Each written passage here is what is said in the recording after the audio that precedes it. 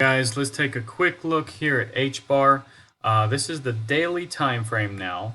As you can see, we've just been going down, down, down, and we are starting to curve up at the moment. And it looks like we're just kind of going sideways here for the last month or so. Now, we do have resistance, as you can see. Let's just make a little local trend line here. Let's see if we've come out. Yeah, I mean, it looks like we have broken out and from this trend. So that's a good thing to see. If I would even put it here, we've broken out. Okay, I don't want to draw a trend line. There's nothing to look at really. Now, next resistance is up at about 6.8 cents. And that's a daily time frame resistance. Oh, sorry guys, I'm drawing lines now. And after that, we do have a weekly time frame up at about 8.1 cents. And then we have another weekly time frame resistance up at about 10.4 cents. So now to get really bullish on HBAR, let's take a quick look at this. I think we really have to break above probably about 10.4 cents, and then I'll get really bullish on HBAR again, guys. We're still quite far from that. We've got to basically almost double from 5.5 cents here, where we are right now. So anyways, let's take a quick look at Bitcoin. Now Bitcoin, as you can see, it has a green candle. I know this is really small. Let me make this a little bit bigger. Now, we did talk about a double bottom in play. We do have to break this neckline here. Now, you can see this double bottom here where we have equal lows. Now, keep in mind, we do have resistances to get through, but that target is up at about $74.5 to $75,000, guys. But keep in mind, there's a lot of resistances to get through, and this trend line here on this flag has kept us down for months. So if I zoom out, you'll see this a little bit better. We hit the all-time high, and then in April we hit it again. Not the all-time high, but this resistance. So we hit it in May, we hit it in June, we hit it in July, quite a few times. And August we were within about $2,000 to $2,500, and didn't manage to get up here to this this little trend line on this flag. So anyways, guys, we do need to break that. That's the most important resistance. If we were to hit it today, it'd be about 65.9. And that's not going to happen on the weekend probably, guys, unless we get some excellent news.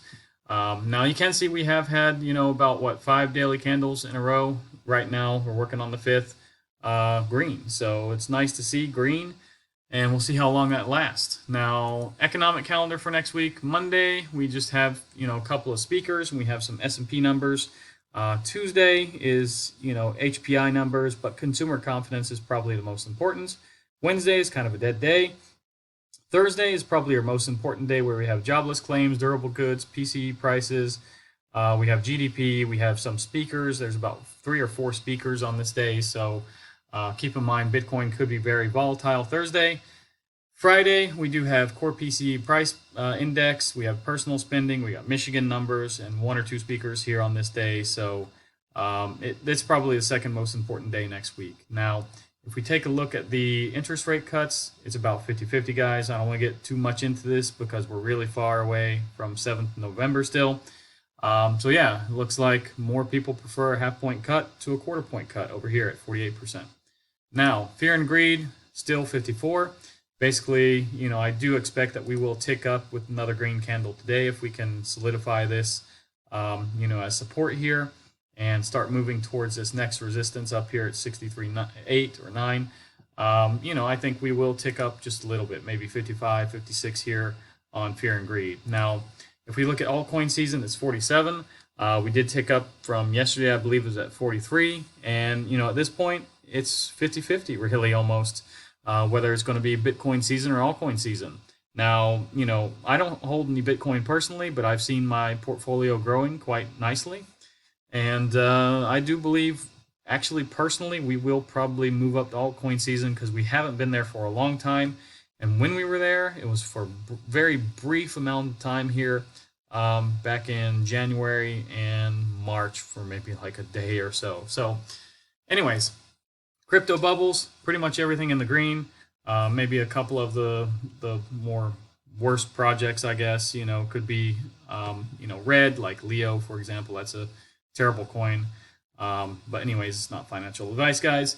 Now, if you want to stake your HBAR, you need to go to Coinondo and just go to earn. This is, Anchor. I just made a video on that.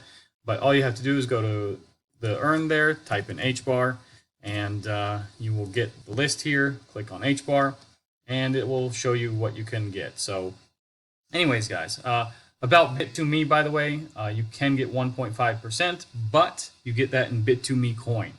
Now you can change that into HBAR. That's okay. You can even change small amounts, so it's fine. I've used it, but you probably have to have the Bit2Me coin to get the full 1.5%. So, and you probably have to have a lot of it. Anyways, guys, I stake mine, I think, in Bitrue. But there's many places you can, but it's not a coin that you get a lot of, staking cash from. So keep that in mind. So anyways, guys, if you like this video about HBAR and Bitcoin, like, subscribe, activate the bell, and I'll see you guys in the next one. Thanks a lot, guys.